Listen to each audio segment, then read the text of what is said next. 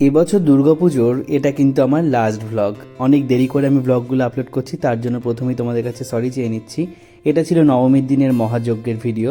তারপর কিন্তু নবমীর রাত্রে দেখো আমার দিদি নতুন জামা পরে নাচতে শুরু করে দিয়েছিল এখানে।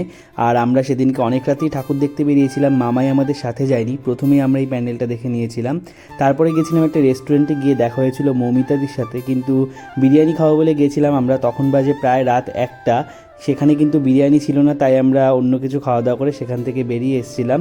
তারপরেই দেখো দশমীর সকালবেলা কিন্তু শুরু হয়ে গেল দশমী পুজো। এখানে চলছিল মায়ের বিসর্জনের পর্ব। আমার মনে হয় যেটা প্রত্যেক বাঙালির কাছেই সব থেকে কষ্টের মুহূর্ত, কিন্তু সেসব ভাবলে তো আর হবে না। মায়ের বিসর্জন দিলেই তো মা আবার তাড়াতাড়ি আবার আমাদের কাছে চলে আসবে।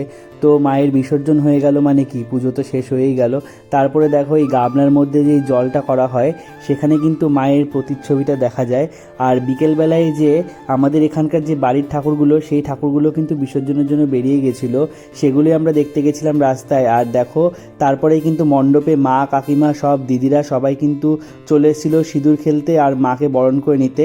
এখানে কিন্তু সেই সিঁদুর খেলার পর্বই চলছিল। আর তারপরেই যখন সন্ধেবেলা বাজনা চলে এসেছিলো, আমার মামাই তো কত খুশিতে নাচতে শুরু করে দিল, সেটাও তোমরা দেখো।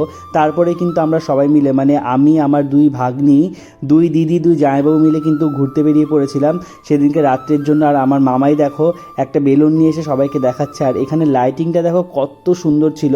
সামনের গাড়িতে ছিল দিদি, জামাইবাবু আর আমার ছোট্ট মামাই, আর তারপরেই ছিল বড়দি আর বড় জামাইবাবু, আর আমার গাড়িতে ছিলাম আমি আর আমার বড় ভাগ্নি। ছিল আমাদের সেদিনকে ফুল টিম। প্রথমেই আমরা এই প্যান্ডেলটা দেখেছিলাম, যেটা কিন্তু খুবই সুন্দর হয়েছিল।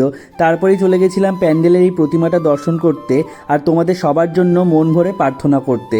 তারপরেই কোথা থেকে যেন ঝমঝমিয়ে বৃষ্টি নেমে গেল আর মণ্ডপের ভেতরে পুরো লোকজনে ভর্তি হয়ে গেল। আর এখানে কিন্তু সবার মধ্যে জমিয়ে গল্প শুরু হয়ে গেল। মা দুর্গা তোমাদের সকলকে খুব ভালো রাখুক, সুস্থ রাখুক। দেখা হচ্ছে আবার নতুন কোনো ভিডিওতে।